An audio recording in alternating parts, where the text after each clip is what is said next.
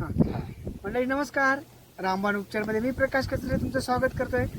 मंडळी, तुम्हाला मी नेहमीच नवनवीन आयुर्वेदिक वनस्पतींची माहिती देतच असतोय. तर आजही मला तुम्हाला अशीच एक वनस्पती आढळली आणि म्हटलं चला त्याचे उपयोग तुम्हाला माहीत व्हावेत म्हणून तुम्हाला ती वनस्पती दाखवतो काय आणि त्याचे उपयोग काय तेही सांगतो. तर मंडळी, आता चला दाखवतोय तुम्हाला वनस्पती. तर मंडळी, ही वनस्पती आहे चित्रक म्हणतात. तर हा सफेद चित्रूक आहे. तर चित्रकाचे खूपच असे आयुर्वेदात खूपच महत्त्वाचं आहे, खूपच आयुर्वेदिक गुणधर्म आहेत. तर याची मुळी जर एखाद गळवं झालंय, फुटत नसेल तर त्याच्यावर उगाळून लावली तर तो गळू फुटण्यास मदत होते. एवढा याच्यात पॉवर आहे. असं खूपच असा औषधयुक्त गुणधर्मयुक्त आहे. तर मंडळी, असे बरेचसे पारंपरिक उपाय आहेत ना, आपल्या बरेचसे पूर्वजांना माहीत होते. तर आता चित्रक म्हणायचं झाला तर हा तर मी जो चित्रक दाखवतोय हा सफेद आहे. फुलावरून चित्रकाचा आपल्याला रंगही कळतो. तर मग सफेद म्हणजे पांढरा किंवा तांबडा अशा 2 जाती आहेत. तर काय आहे, चित्रकाची जर ना ही आपली ओली साल असते ना, ती जर ठेचून अंगाला जर कुठेही जरी लावली ना, तर कातडी जाळून टाकते, एवढा याचा पॉवर आहे. तर मंडळी बघा, बरेचसे आपले बघा पूर्वी सांगायचे ना, खांडूक निघालाय किंवा खांडकं झालंय, तर ते एखादं खांडक फुटत नाही, काही नाही. तर ही चित्रकाची साल किंवा मूळ उगाळून जर त्या खांडकावर किंवा त्या झालेल्या गळूवर लेप दिला ना, तर ते खांडूक फुटून जातं, एवढा याच्यात पॉवर आहे आणि खूप अशी आयुर्वेदिक आहे. तसंच ना बघा, हे चित्रकाचं जसं इकडं खाली एवढं पॉवरफुल आहे मुळात वगैरे किंवा काडीत, परंतु या कवळ्या पानाची याची भाजीसुद्धा छान होते. तर कवळ्या पानाची भाजीसुद्धा खाल्ली तर तीही फायदेकारक आहे. तसेच हे चित्रक आहे ना, पाचकसुद्धा आहे. म्हणजे जे पोटाचे विकार आहेत किंवा अपचन आहे, ते सुद्धा दूर करतंय. तर याच्या चित्रक मुळाचं चूर्णसुद्धा वापरू शकतोय. त्याने खोकलासुद्धा बरा करण्याचा पॉवर आहे. असं खूप असा आयुर्वेदिक ही वनस्पती आहे आणि आपले लोक पूर्वीपासून वापरत आलेत. तसेच ना बघा, गजकरण असतंय किंवा खरूज होते बघा. खूपच अशा गजकरणाचा त्रास होतो, खाज येते. तर एक काय सोपा उपाय आहे, काय करायचं? हे चित्रक मूळ काढलं ना, खणून काढायचं आणि बारीक-बारीक त्याचं वाटण करायचं. म्हणजे पूर्ण पेस्ट होईल असं वाटायचं आणि त्याच लोणी, जे गाईचं लोणी निघते ते, किंवा ते नाही मिळालं तर मग गाईचं तूप घ्या. गाईच्या तुपात हे जर चित्रक मूळ आहे ना, ते असं वाटलेलं बारीक त्याच्यात तुपात कालवायचा आणि त्याचा गोळा करायचा. आणि तो गोळा जर समजा तुम्ही उन्हात परात ठेवली आणि परातीवर ठेवला आणि एक आणि तिरकी करायची.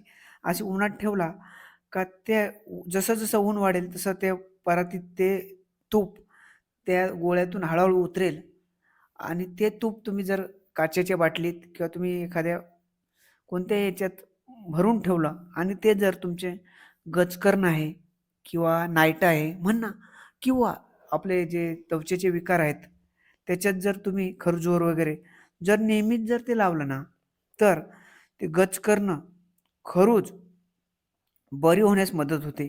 एवढा आयुर्वेदिक आणि रामबाण आहे. तसेच बघा, जे आपलं अ, स्तन असतात महिलांचे किंवा कानाचे दुखणं असतंय किंवा इतर ठिकाणी सूज येऊन गाठ झाले, तर त्या गाठीवर जर हे चित्रक मूळ उगाळून लेप लावला ना, तर ते गाठ फुटण्यास मदत होते किंवा तो गळू बसण्यास मदत होते. असं याच्यात खूपच असं आयुर्वेदिक आणि रामबाण आहे. तसंच ना बरेचसे जणांना बघा कानातून रक्त पडतंय. अचानक बघा कधी-कधी असं कानातून रक्त येतंय. तर ह्या चित्रक मुळाचं चूर्ण बनवायचं असते. चित्रक मूळ खणून आणायचं, सावलीत सुकवायचं आणि त्याची पावडर बनवायची, म्हणजे पूर्ण चूर्ण बनवायचं आणि चिमूटभर चूर्ण जर तुम्ही 2 चमचे मधात सोबत जर घेतलं सकाळ संध्याकाळ, तर याने कानातून जो रक्त येतो ना, ते सुद्धा बरं होण्यास खूपच असं याच्यात आयुर्वेदिक आणि रामबाण घटक आहेत. तर हे आपली लोकं पूर्वीपासून वापरत आले, तर करायला हरकत नाही. तरी मी तुम्हाला ही माहिती देतोय, तर तुम्ही ही माहिती तुमच्या कोणी वैद्य जाणकार किंवा तज्ञ जे आयुर्वेदिक औषधं देणारे आहेत किंवा वैद्यकीय व्यवसाय करणारे जे डॉक्टर आहेत, त्यांच्या सल्ल्याने जर तुम्ही केलं तर निश्चित तुम्हाला फायदा होईल. किंवा फक्त मी तुम्हाला ही अशी माहिती देतोय की तुम्ही हिचा वापर करू शकताय. तसेच बघा अ, बरेचसे जण परम्याचा त्रास होतो किंवा तिडक्या परमा असतो सांगतात. तर चित्रकाच्या जर मूळ आहे ना, त्याचं चूर्ण जर तिळाच्या तेलातून घेतलं ना किंवा तिळाच्या तेलातून वापरलं, तर निश्चित त्याने पण सुद्धा फायदा होतो. आणि तसंच अतिसार बघा, आव पडते, शौचवाटे रक्त पडतंय. तर यासाठी ना काय करता येईल, आपले हे चित्रक मुळाचे जे मूळ आहेत ना, ते सावलीत सुकवले, त्याचं चूर्ण पावडर जर ग्लासभर ताकात चिमूटभर जर ना चित्रक मुळाची पावडर टाकली आणि तुम्ही जर ताकासोबत जर सकाळ संध्याकाळ नियमित घेतलं ना, तर तुमचं जे अतिसार आहे, संग्रहणी म्हणजेच आव पडणे, रक्त पडतंय, ही समस्या बरी होण्यास मदत होईल. एवढा याच्यात चांगला आयुर्वेदिक गुणधर्म आहे. तसंच ना बघा मूळव्याधीत बऱ्याचशा जणांना मोड येतात. खूप वेदना होतात. ते मोड जे असतात, ते मोडसुद्धा ह्या चित्रक मूळ आणि पापड खार आणि थोडीशी हळद टाकून आणि थोडा गूळ, चित्रक मूळ, पापड खार आणि गूळ आणि हळद असं थोडं-थोडं समप्रमाणात मिक्स केलं एकत्र. आणि जर जे मूळव्याधीचे कोंब आहेत, मोड आहेत, जर त्याच्यावर हा लेप जर लावला ना, तुम्ही जर सकाळ संध्याकाळचा 4-5 दिवस नेहमी, तर ते मोडसुद्धा गळून जाण्यास किंवा बरे होण्यास मदत करतील.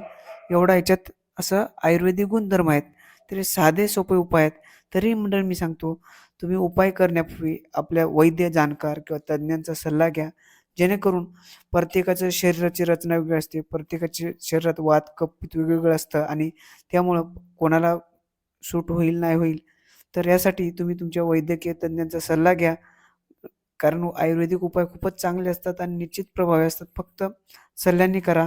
एवढंच माझं सांगणं आहे आणि माझा एक उद्देश आहे, आपली जी पारंपरिक आयुर्वेदिक उपचार सर्वांना माहीत व्हावे आणि सर्वांनी याचा वापर करावा आणि फायदा व्हावा, हाच यामागचा उद्देश आहे.